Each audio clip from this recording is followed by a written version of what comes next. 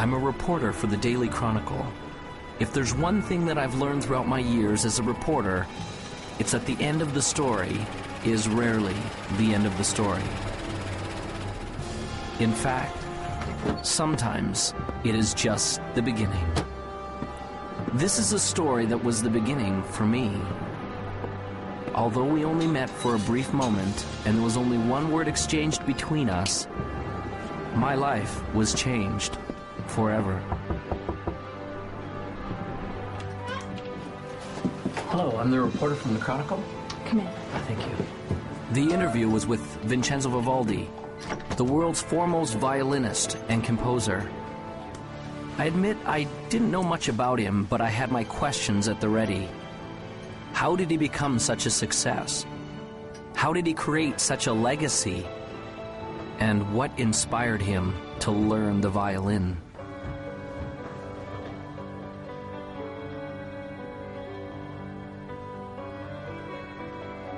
I felt as though I was stepping on sacred ground when I entered the old man's room.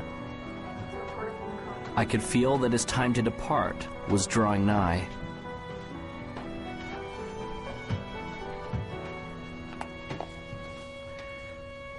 Thank you for seeing me, Mr. Vivaldi.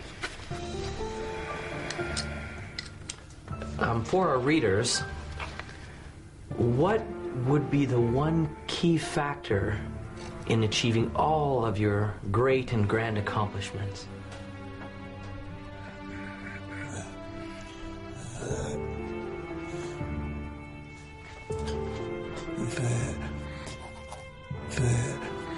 The opus.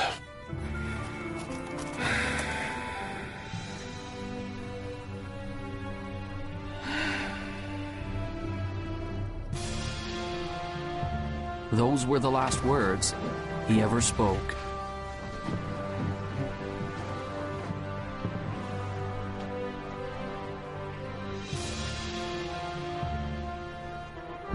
As I left the house that day, I now had a greater question than when I had arrived.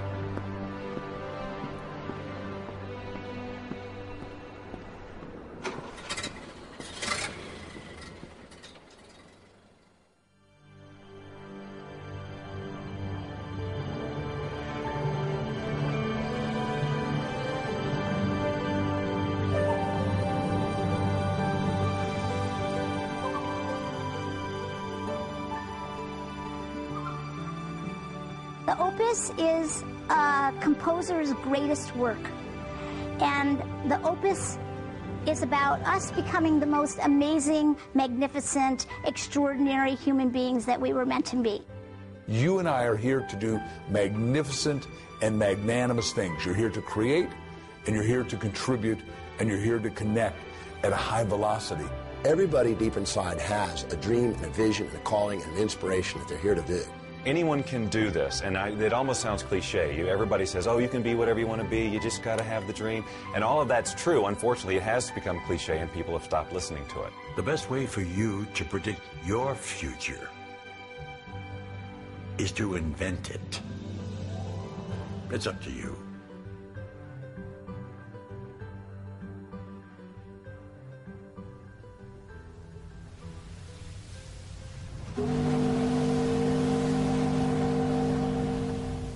Vincenzo came to America when he was 7 years old. He came from the old country, Europe. When he got on board the boat that would take him to America, he had no idea he was about to encounter two things that would change his life forever. One was a new country. The other was a teacher and a violin.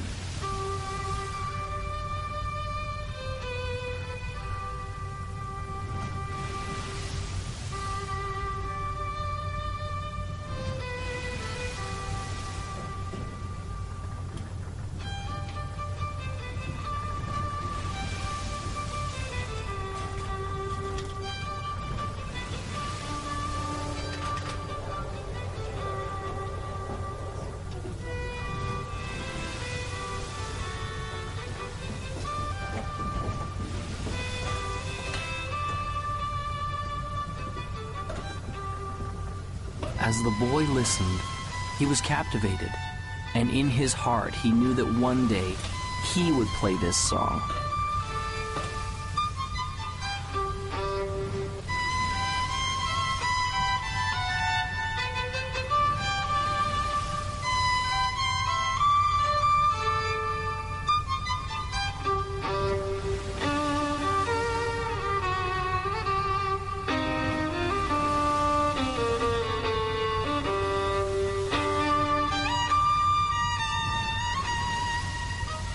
Vincenzo said that he wanted to play like that one day. Do you really believe that? Do you really believe you can? The old man asked. The young boy replied, yes. That is the key to unlocking your opus. The old man smiled and told him that he had just begun on the road to becoming great. He gave Vincenzo a notebook and told him to write down exactly what he wanted and to keep the book with him always. Vincenzo wrote that one day he would become one of the greatest violinists the world had ever known. The old man put his hand on the boy's shoulder. When you get there, don't stop. Remember, your opus isn't what you do. It will be the legacy of what you've become. Vincenzo did not understand. The old master smiled and said, one day you will.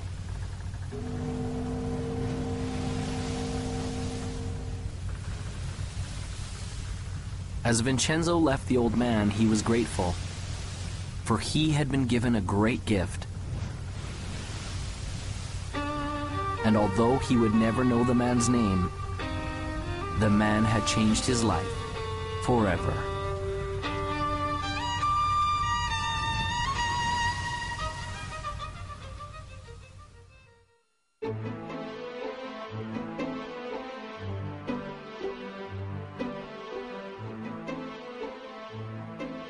Vision is all about who you've decided to be, as if you had a magic wand that you could wave over your life, that you could actually be and do and have everything that's important to you, where you could be fulfilled and you could be in rich relationships and you could be abundant, attracting wealth and all the great things that we all want in life. You know, you can start your, if you will, your path at a very early age or start it much later in life. I don't think it really matters when you start. But I think what you should try to be thinking about and looking for is something you just love to do, something that really gives you energy, you've got a passion, and that you feel you can commit yourself to. Some people get into vision and purpose and they make it so huge, or they think it has to be so big that they scare themselves and they almost freeze themselves. They don't come up with anything. Your vitality in life is directly proportionate to the vividness of your vision.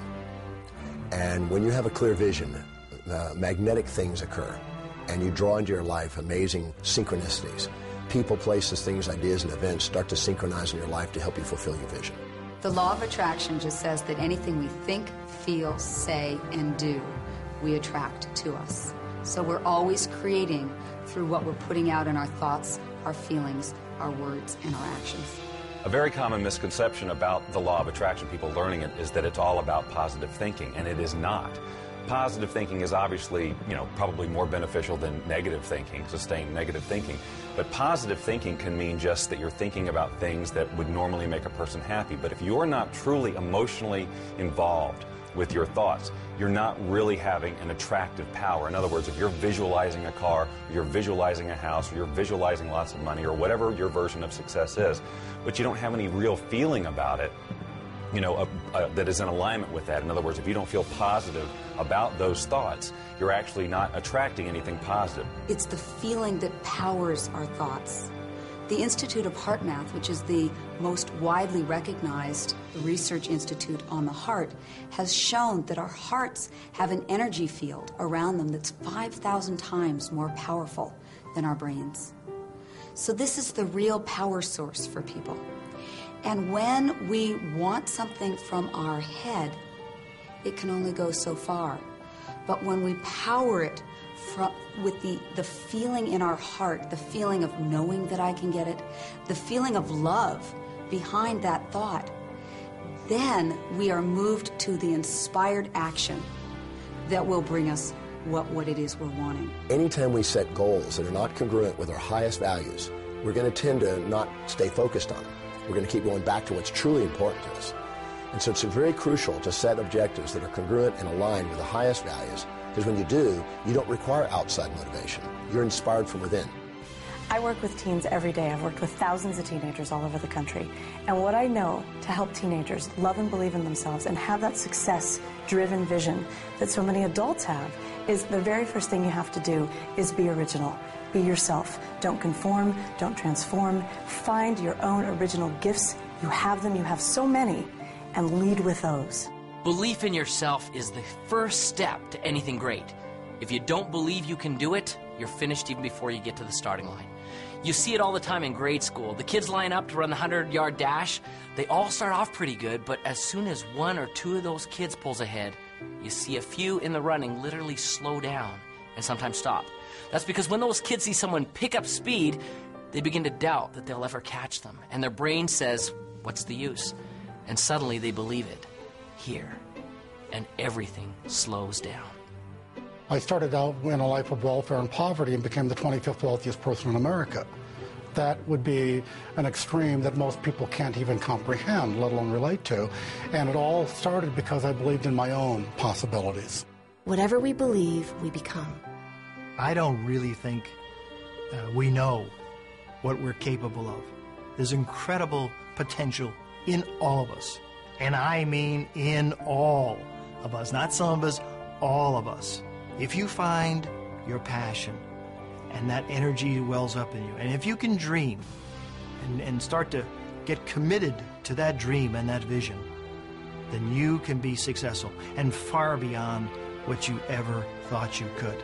It is okay to believe in yourself. Start now. Start today.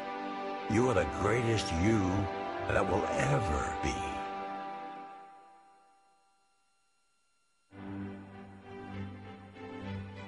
Vincenzo had set a goal. He began to see it powerfully and perfectly.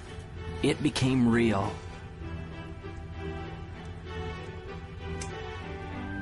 He experienced it in his mind and in his heart. He was living it vividly as though it had already happened.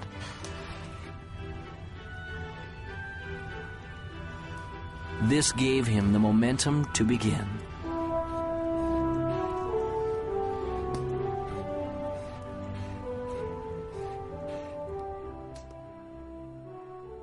I think that the only way you can get to your goal is by having a clear vision. And I feel that that clear vision doesn't necessarily come from your head, but that it comes up from inside of you. That the more we access our gut feeling, the more that we access our core individuality and listen to what it is that's wanting to be said through us, then we have a clear vision of what we're about. The problem is most people don't really have that clear vision of what success is for them because they've never felt like they were allowed to have that vision for themselves. They always felt like they had to live in to somebody else's idea of what success is. I think one of the steps that people may not do quite properly is that first step of intention.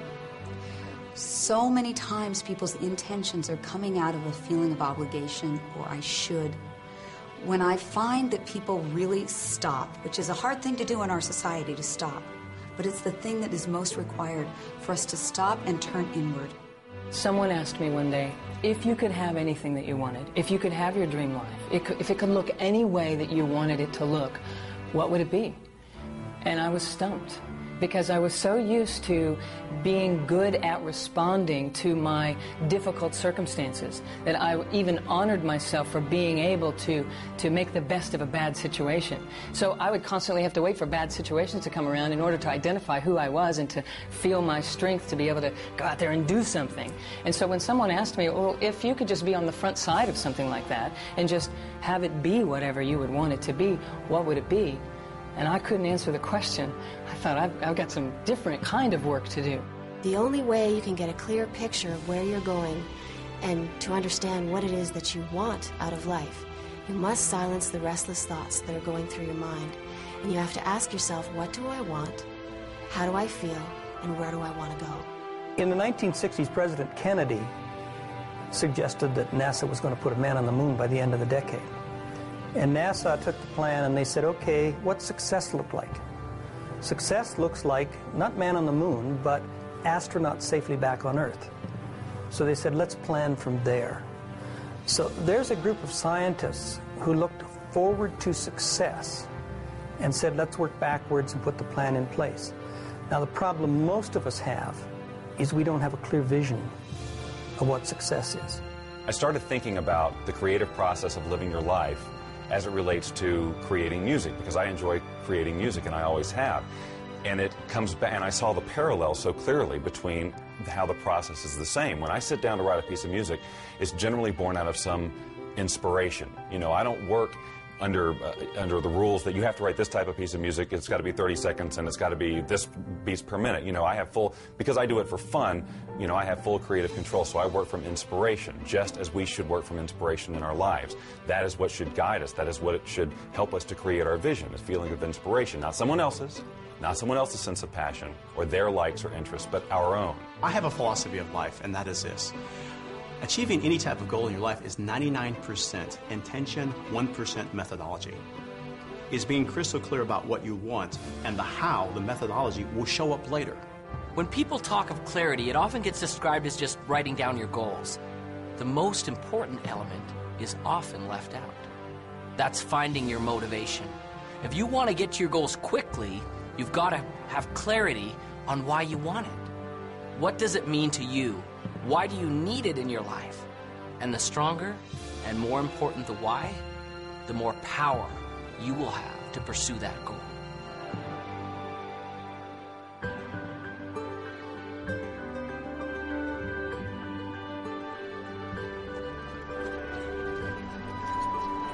Finally, the opportunity came for Vincenzo to have his violin. The moment he saw it, he knew that he had to have it. A loving mother felt the same way.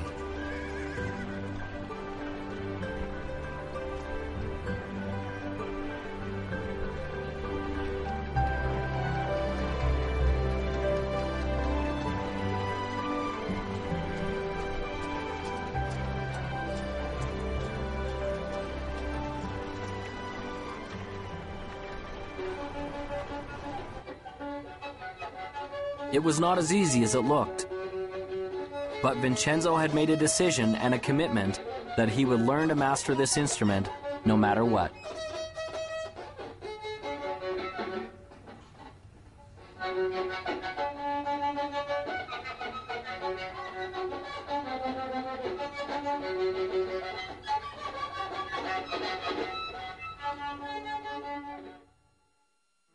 Finding your clarity starts from first setting goals, not just thinking them, inking them, writing them down, having that vision board. Put those things on your board the way you picture your life to be, the lifestyles you want. It's okay to brainstorm it. Start with an idea, oh, I've always wanted to do this, and flesh it out. Really describe what you want your life to be.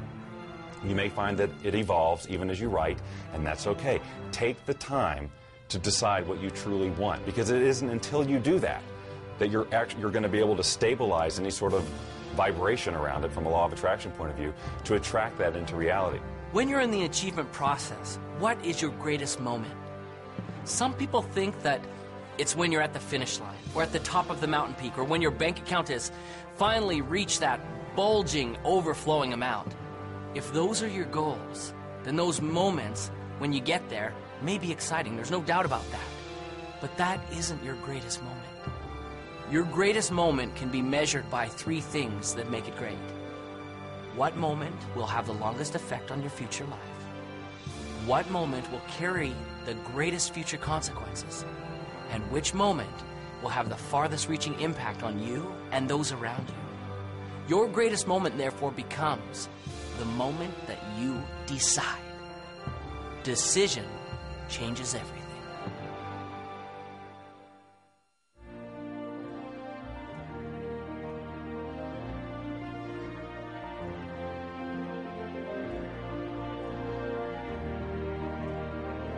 As Vincenzo grew from a boy to a man, he never lost sight of the dream.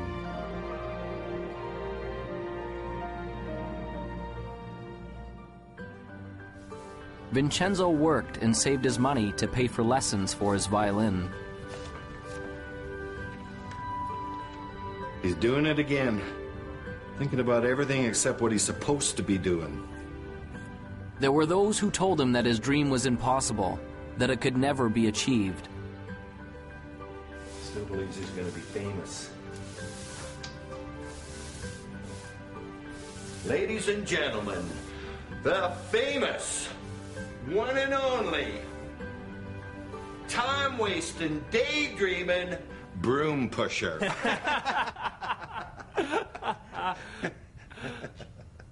But he remembered the words of the old master on the boat. Do you really believe you can? That is the key to unlocking your opus. Vincenzo! Sweep the floor, boy, sweep! Vincenzo gained courage and continued forward.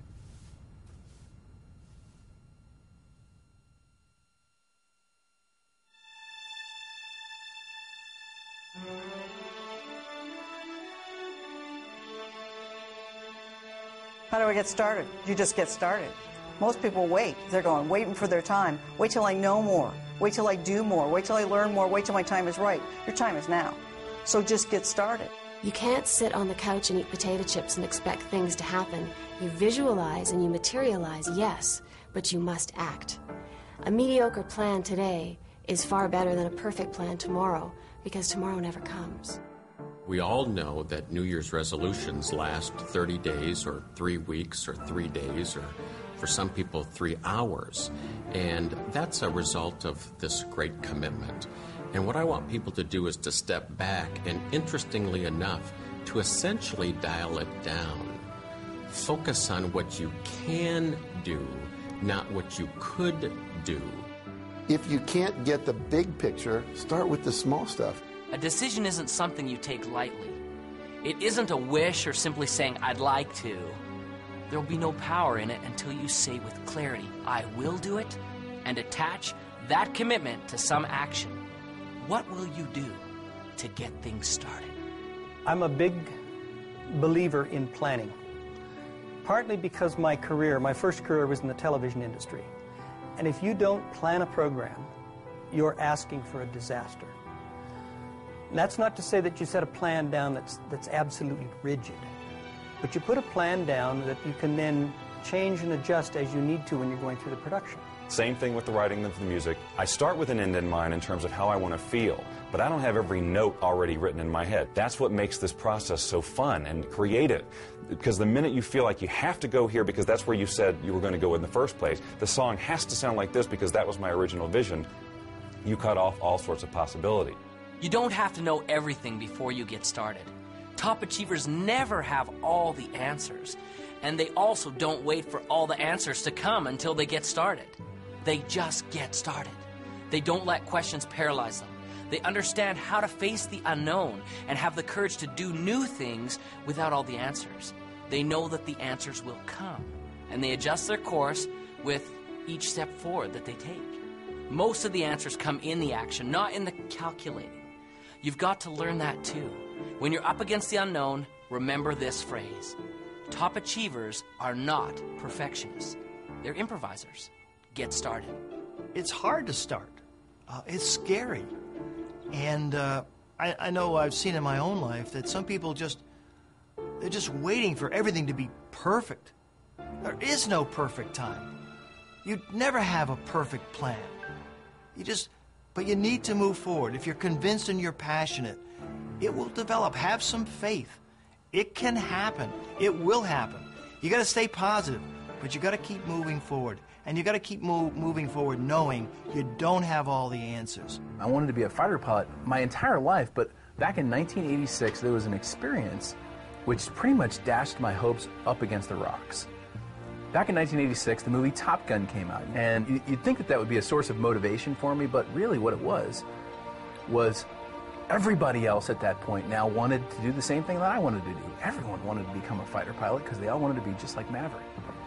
And what I knew back then was I was a pretty average guy.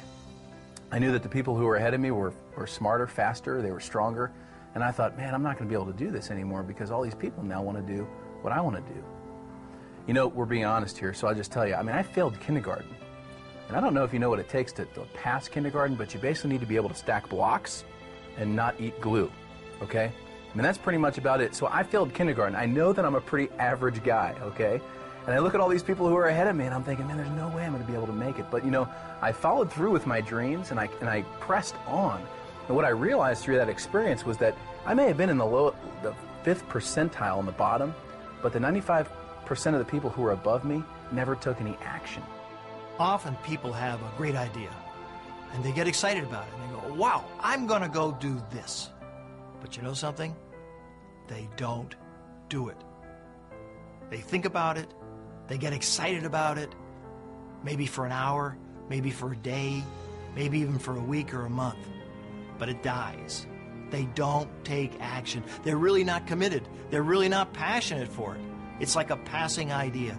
And so one of the things to be successful, one of the most important things to be successful is, okay, you've got a dream, you've got a vision, you've got plans, and now you've got to go for it. If you believe in something fully, you take action. I always tell people the last 6 letters of the word attraction spell action. And most people are focusing on this part, and they're not doing the doing this.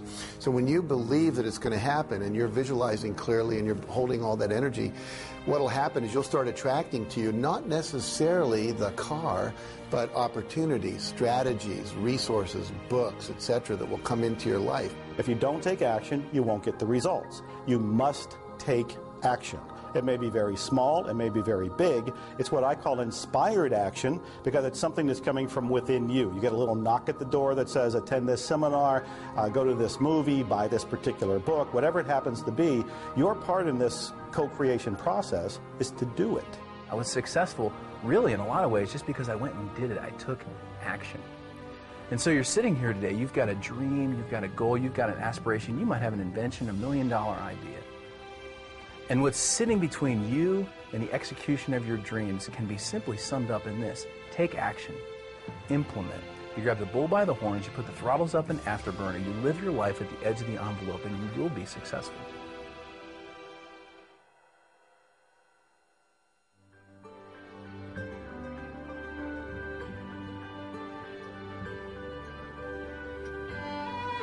Vincenzo continued seeking additional understanding and education wherever he could, surrounding himself with other masters who could help him find his gift and develop his passion. This required effort and work.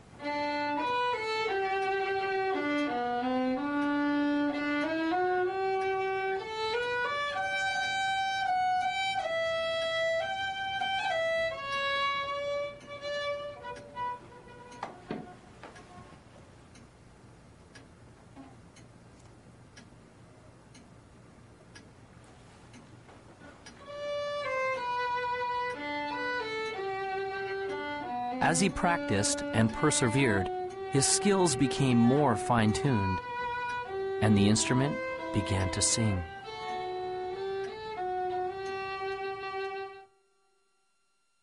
Whatever you want to do, whether you're an athlete, whether you're in business, whether you're a pilot, if you want to be successful, there are heroes, there are masters, there are people who have been successful before you who will be willing to teach you how to get where you want to be. You don't need to fly solo in this life. If you have any goal that you want to achieve in your life, the first thing I would invite you to do is surround yourself with people who believe in what you do. And sometimes those people, they're not your family, they're not your friends, they're not your coworkers. You actually have to create that. You have to create your own, what I call your own mastermind, your own board of directors of people who will support you. My adage is that if I'm ever in a room with 5 people, I want to be the dumbest one in the room. I don't want to be the smartest guy in the room. I want to be the dumbest one in the room. If I'm the smartest guy in the room, then I'm not listening to anybody. Then I think I already know it. Then I think they're not capable of teaching, training, sharing, or giving me anything of value. But if I think I'm the dumbest one in the room, then all 4 of them are brighter than I am. And I can learn from any one of them. And what that causes me to do is to shut up and sit down and get a chance to learn, because most of us are talking so much, we aren't listening. I like the idea of modeling other people's success up until the point where you reach something that, hey, this isn't me. It's not me to model this guy like that. Because if you try, it will not work. You'll send out this really weird field of resistance and things will not work for you, no matter how successful that other person is. So I model lots of people, but not one particular person. I will look for things that they do and say, I can incorporate that into my plan for sure. This guy over here, no, not so much. This is where I leave him and go to somebody else.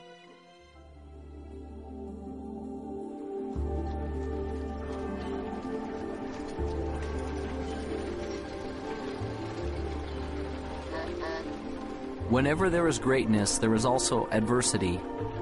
When we work, there will be obstacles. Vincenzo's obstacle came when he turned 17. One day, as he was walking to his teacher's to practice his violin, he found that his vision began to blur. Soon, there were great dark spots appearing before his eyes. And one day, he woke up totally blind. He could not see. This proved to be a big adversity.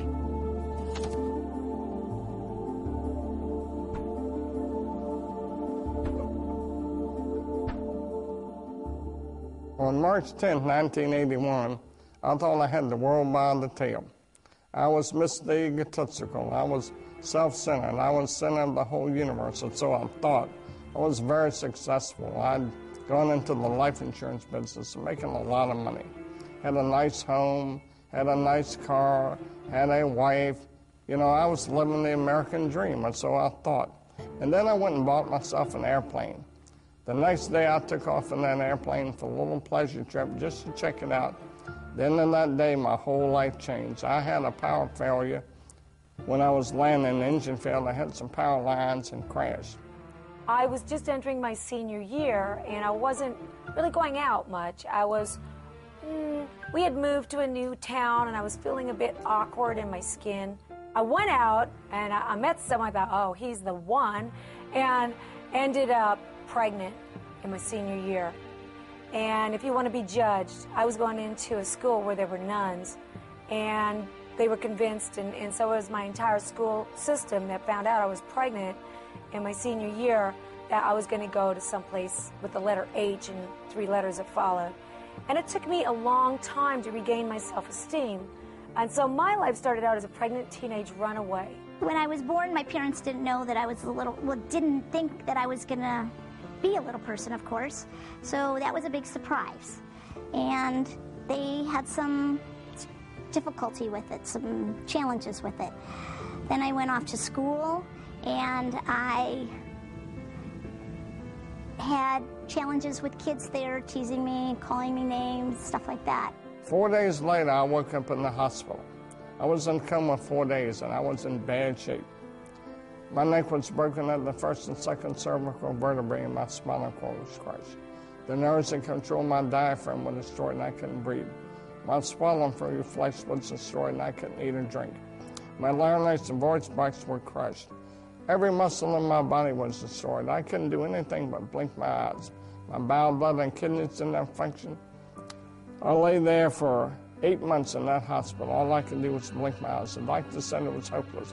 I prayed that I could learn something through this experience, and maybe one day I could help others through it. Well, I gave birth to a little baby girl, and I kept that little baby girl for 5 months. And it was a tough 5 months. It was a tough road to hoe. I worked 3 jobs, and I couldn't really make my ends meet. One day I made a decision to place her for adoption. And when I did that, and the lady came and took her away and drove away with my baby, I thought I was the worst sinner on planet Earth.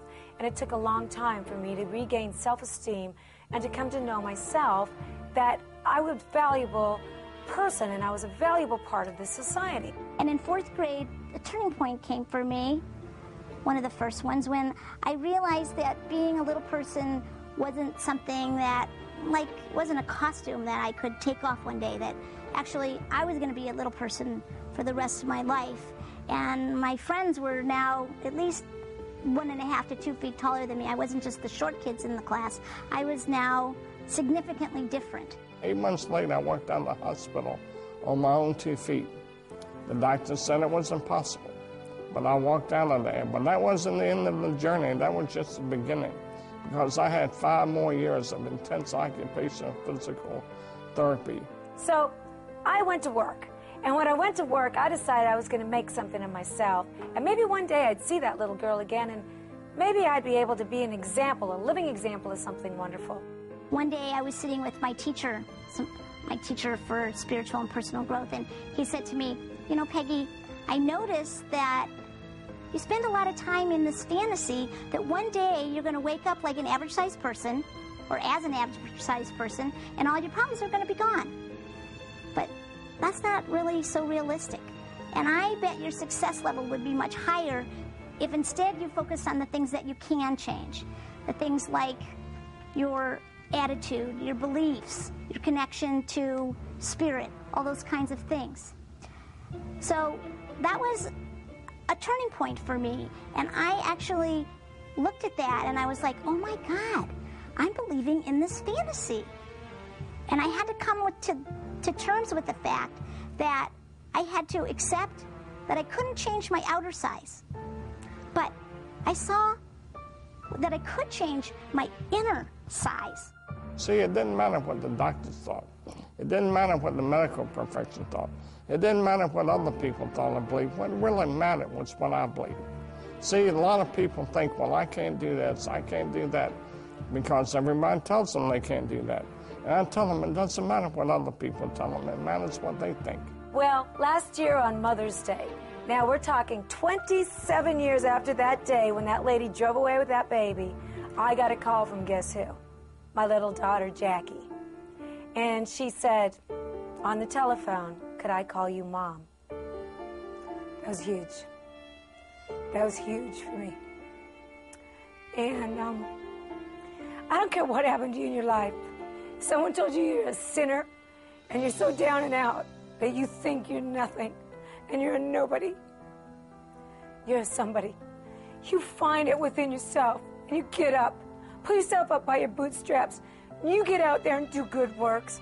Jackie and I have become real good friends today. And I thank God she's a valuable part of this life. You know, I barely finished high school. Today I sat on the Harvard Women's Leadership Board. Were the times I was down, were the times that maybe the vision started to fade a little bit. You know, I'd be dishonest if I said they weren't. Of course there were times. But I didn't stay focused on that very long. See, it's okay to let yourself get down, but it's not okay to stay down. I have gone from the depths of darkness to the height of amazing, amazing joy and even ecstasy. I always say that I used to cry every day out of sadness. Now, I cry most days out of joy.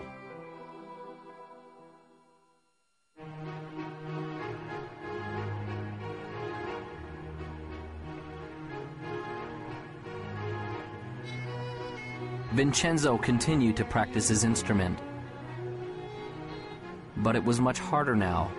The music didn't come as easily. Often the notes didn't sound right. Often the people near him told him he was failing. He began to feel like he was failing.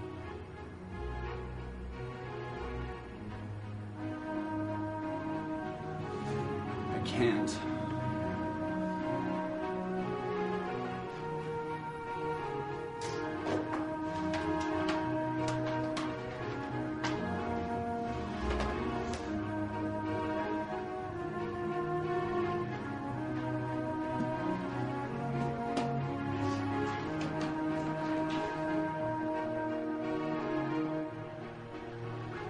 Vincenzo had given up. He felt like he had been robbed of the gift he had been given. His heart ached as he approached the entrance to the merchant's store.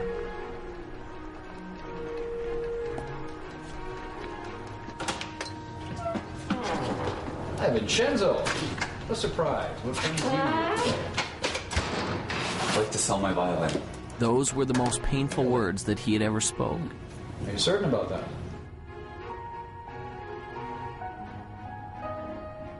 Well, let's have a look, shall we?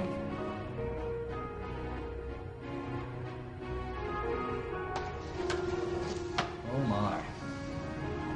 Isn't this the same violin I sold you many years ago? And you want to bring it back to me? Yes, I do. Well, I'm certain you've kept it in fine condition. But I really have to know that it works. So, would you do me a small favor, Vincenzo? What's that? I wonder if we would play a little bit for me, Vincenzo. I don't have my music with me. Sometimes we don't need sheet music. Sometimes music is in the soul. So, just once for me? Reluctantly, Vincenzo took the violin and, placing it properly in position under his chin, he began to play.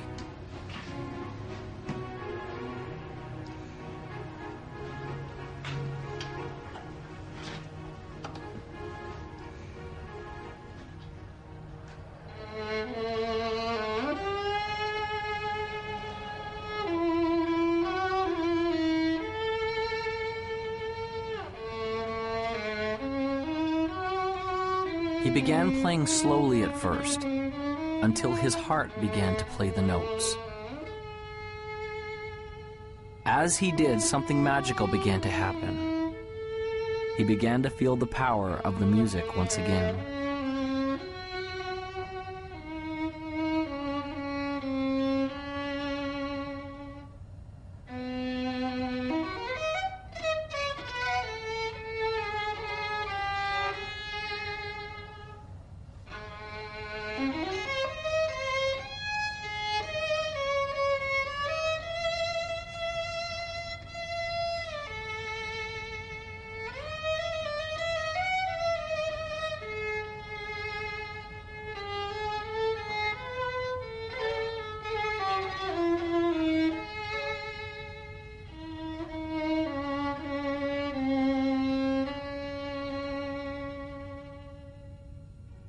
When he had finished, a change had taken place, and there was hope.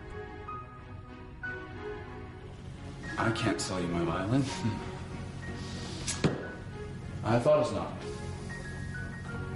You keep the violin, Vincenzo, and play, all right? Vincenzo left the shop with a resolution that he would never again give up on his dream.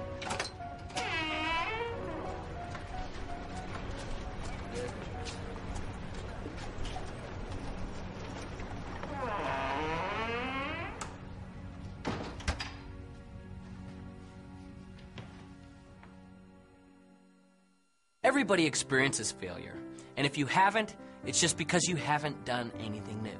Because everything new requires failure. It's just a fact. In education, there's a term designated for new learners. It's called the J-curve, a J. When we start, we may begin here.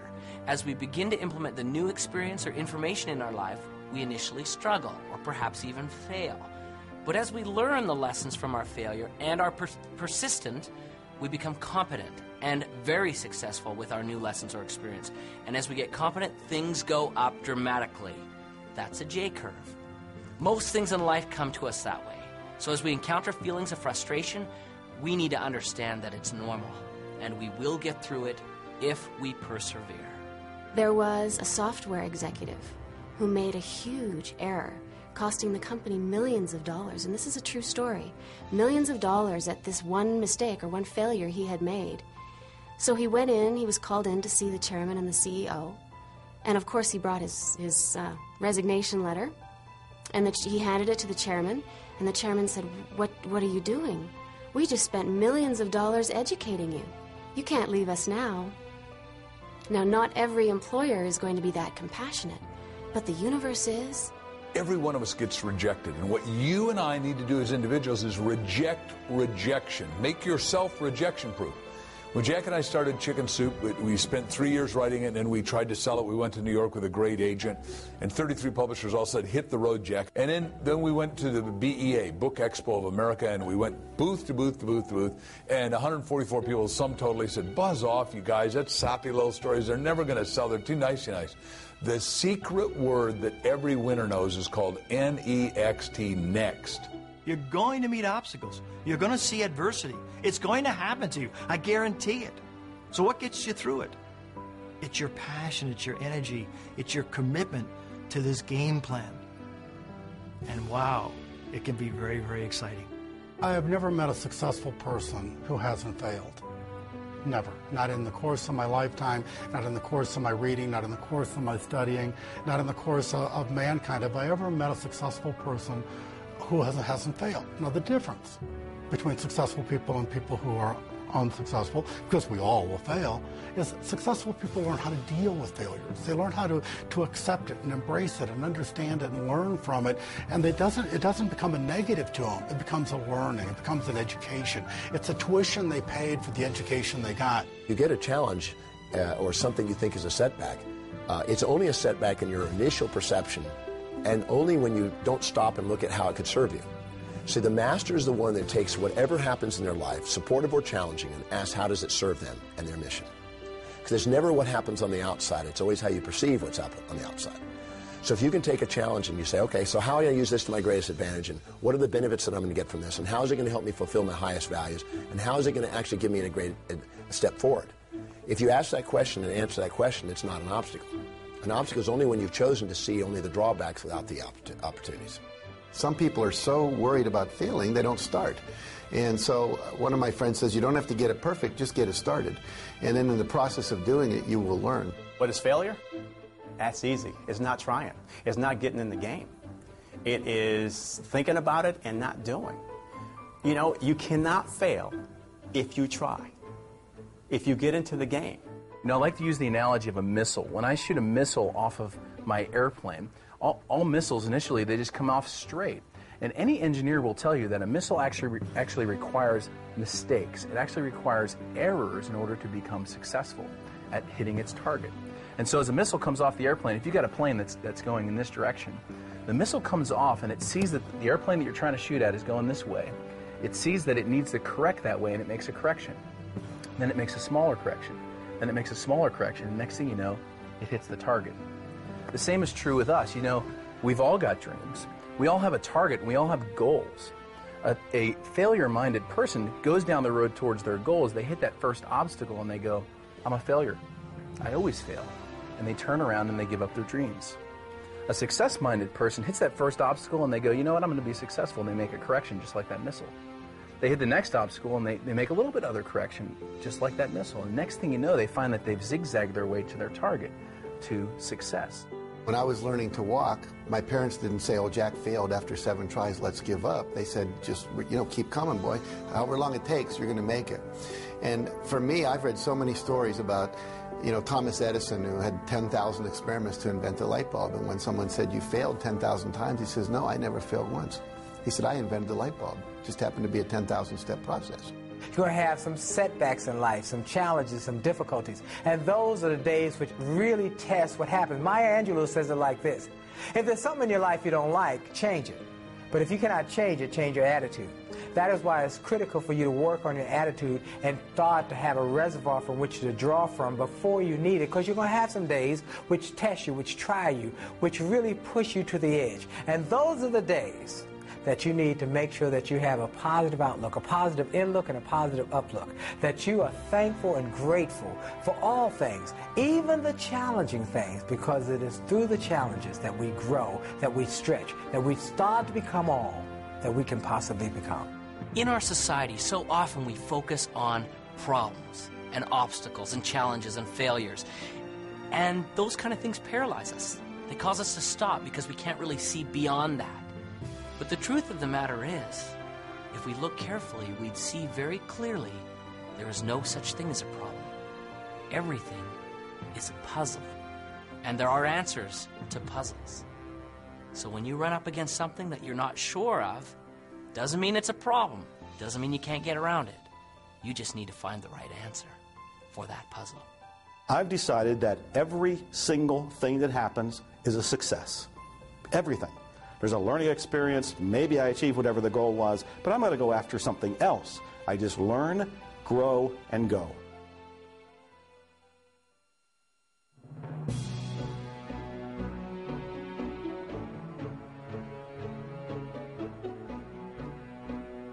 Once you reach a goal, whatever that is, or achieve a vision, and it may have evolved, and it may be very different than when you first set out, you are basking only momentarily in that sense of accomplishment. You can enjoy it. It doesn't have to be a letdown, but what you'll find is that you've naturally expanded who you are, who you can be, and you'll have another vision that's even bigger.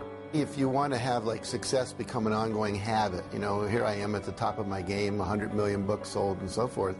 For me, it was never about selling books. It was always about making a difference. You can't stop making a difference. You know, making a difference is something that continues forever. It's the little things that you do on a daily basis that get that momentum ball turning. And all of a sudden, after a while, you have so much momentum behind you, you couldn't stop it if you tried. You can have addictions that are actually good for you, that are actually taking you forward in life, that are actually keeping you healthy and happy. And success is one of those. When you start tasting success, you want more of it. Aristotle said, excellence is not an act, it's a habit. So you get in the habit of excellence, and then you can go as high and dimensional and multi-passionately purposeful as you want, which is, you don't want to just do one thing, you want to do a multiplicity of things, because when the game called life is over, you look back on life, the only thing you could take with you is your memories. So you want to create a basket full of life memories that are worthy of you, that are valuable, that are vital, that are just exquisitely good. The only difference between people who are happy and those who aren't is their habits. So it's really a very simple thing. It boils down to only one thing.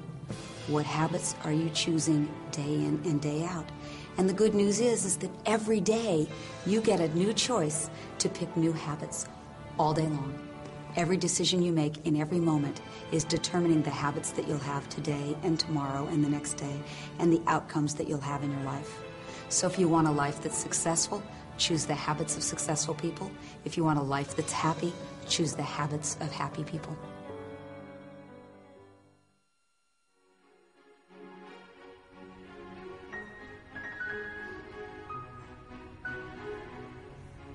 Well, thank you all for coming tonight.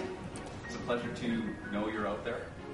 I'm going to be playing a piece. Slowly, Vincenzo was offered opportunities to perform his music at local venues. Although these locations were not ultimately where Vincenzo wanted to be, he poured his heart into each of these performances.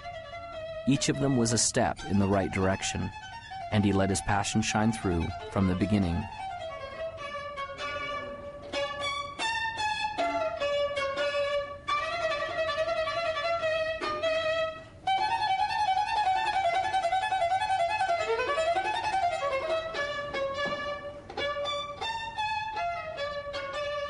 As can be expected, this wasn't always easy. There were times he was afraid, but as he faced each challenge and each frightening moment, he seemed to build momentum and increase in his greatness.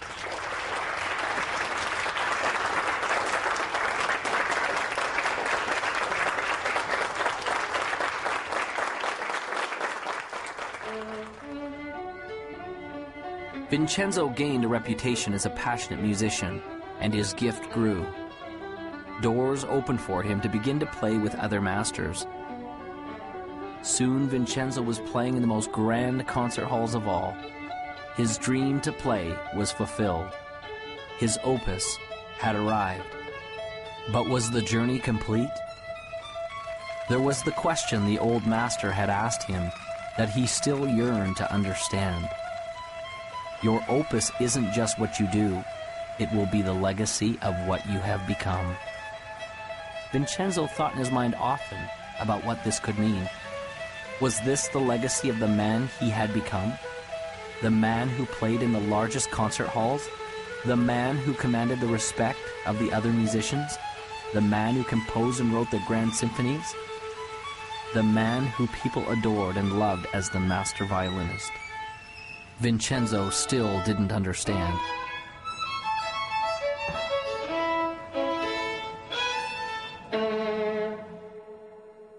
I think we have in our own DNA, sort of this need, if you will, of assisting others and helping them move forward towards their own goals or vision.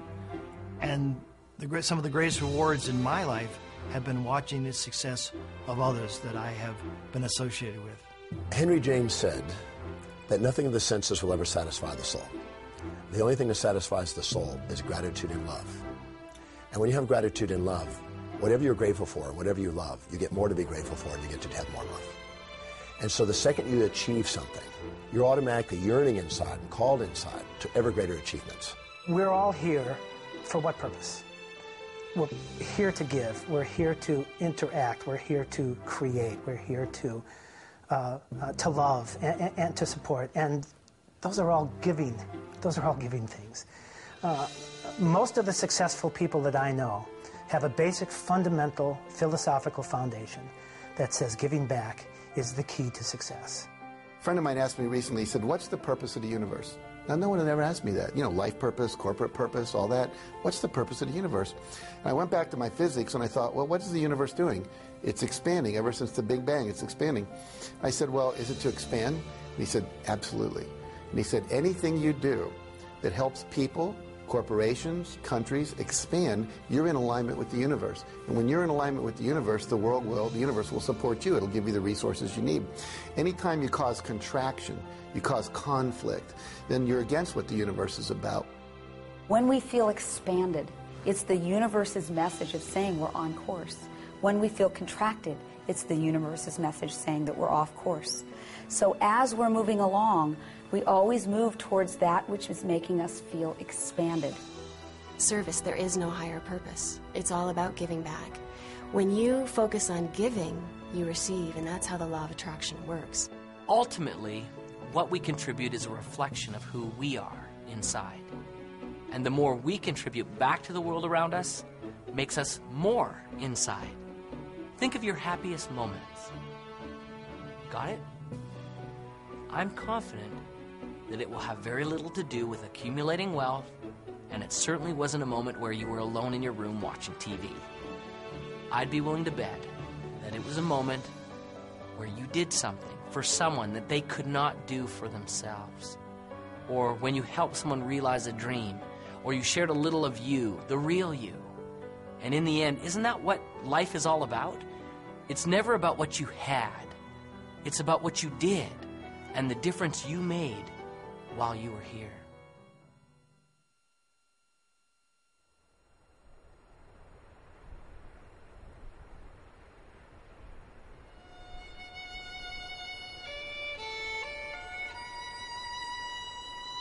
Your opus isn't just what you do. It will be the legacy of what you have become. Vincenzo still didn't understand. Then the lesson came as he was playing his violin in the park alone.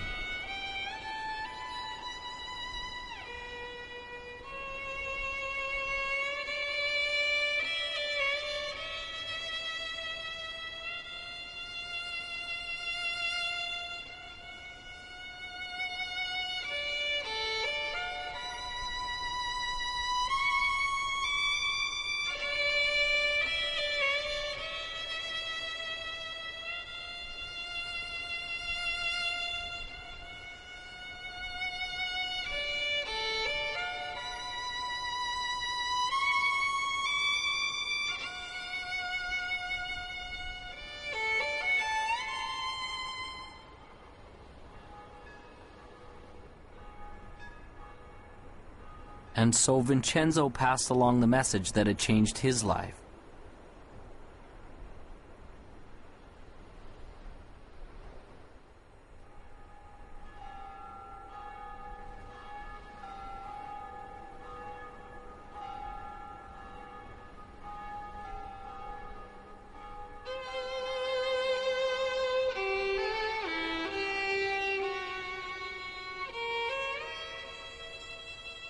As the boy walked away in the snow, Vincenzo finally understood. It was almost as if the voice of his old friend, the master, came to him. Remember, your opus isn't just what you do. It will be the legacy of what you have become. Imagine, if you would, a hot summer day in the year 1944. Campus, Morehouse College. Dr. Benjamin Mays, the president of the college, sits at his desk. There's a knock at the door. He says, "Come in." He sees the door swing open, and a man and a teenager are in the doorway. He runs to grab the hand of the man, Martin Luther King Sr., Daddy King. Daddy King steps in and says, "Dr. Mays, I'm not going to take a lot of your time. I just came to introduce you to my son, Marty." We call him ML. His real name is Martin Luther King Jr. He's 15. He's going to college here in the fall. Very bright boy. But he's missing something, and I need a big favor. No, I don't need tuition that's bigger than that. No, I don't need room and board that's more critical than that. I came to ask you, would you teach my son how to dream? Please teach my boy how to dream. And Dr. Mays gave young Marty a piece and said, young man, read this piece every day, and it'll change your life. And he read it, and it changed his life. And I got hold of it, and I started reading it, and it changed my life. It's so profound, yet so simple. It simply reads, it must be borne in mind that the tragedy of life does not lie in not reaching your goals. No, no, no. The tragedy lies in not having a goal to reach for. It is not a calamity to die with your dreams unfulfilled, but it is a calamity not to dream. It is not a disaster to be unable to capture your ideals, but it is a disaster to have no ideals to capture. It is not a disgrace not to reach the stars, but it is a disgrace to have no stars to reach for. Not failure, but low aim is sin. You've got to dream big dreams, impossible dreams, dreams that will make a difference, leave a legacy, and a dream that will be your opus, your reason for coming to this planet. I truly believe that all of us are very special. We all have some unique, different, wonderful qualities. We shouldn't compare ourselves to others and say, well, they're so much better. We need to find our own special gifts. And as you find those gifts and you become passionate about those gifts, you move towards those gifts and take action. So if you've been watching the Opus, the time is now to take action. No more praying, no more wishing, no more hoping that great things will happen to you. Move forward, take action, become successful. We are all creating our own opus. We will all leave that legacy. You come to the end of your life knowing that you have lived from the inspiration of your heart and that you've lived a life of love and of joy and of happiness. Because I tell you, you can achieve success in life, and that doesn't guarantee happiness. We have to come from love and from that inspiration of why am I here, and you'll be happy and you'll be successful. You know in your heart that you want to do something. It might be open a business, it might be open a service, it might be write a book, it might be do any number of things. It's unique to you, but you haven't done it yet. You now have the beginning of some motivation. Your heart is pumping a little faster. The sweat is on your brow because you are excited about this. I want you to take action. I want you to go out there and do something. I want you to dare something worthy. I want to be able to say at the end of my life, did I do everything I could with everything I was given? I want to be able to say absolutely. So it's never done. As long as you're green, you're growing. As soon as you're ripe, you're rotten. The joy in your life, the passion in your life, and the success in your life will come when you're brave enough to say, this is me, and then go be that person. Most people tiptoe through life hoping they make it safely to death. And life is more than that. It's more than just tiptoeing from the time you're born to the time you die, making it from day to day. It's much more than that.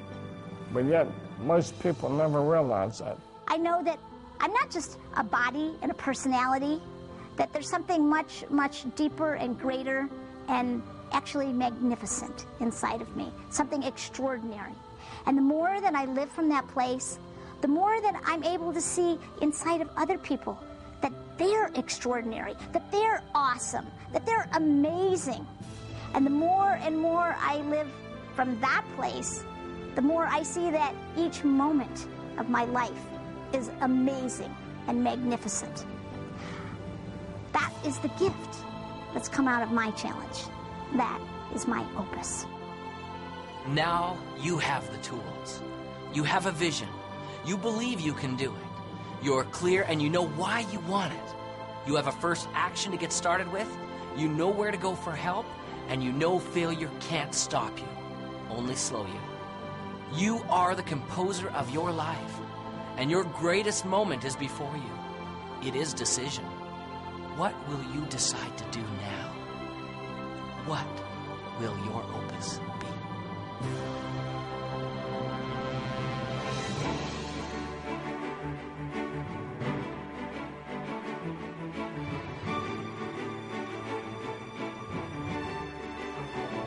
Your opus isn't just what you do.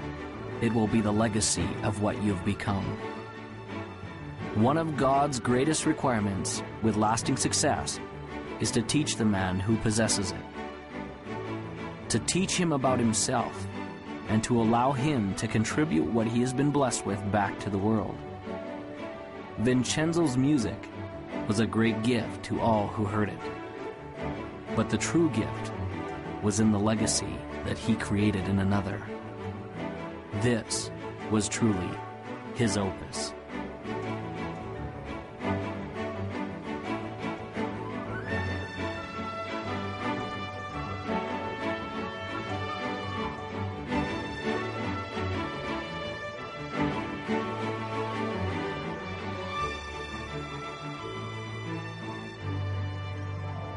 And now, as time passes, there's a question that each of us must ask ourselves.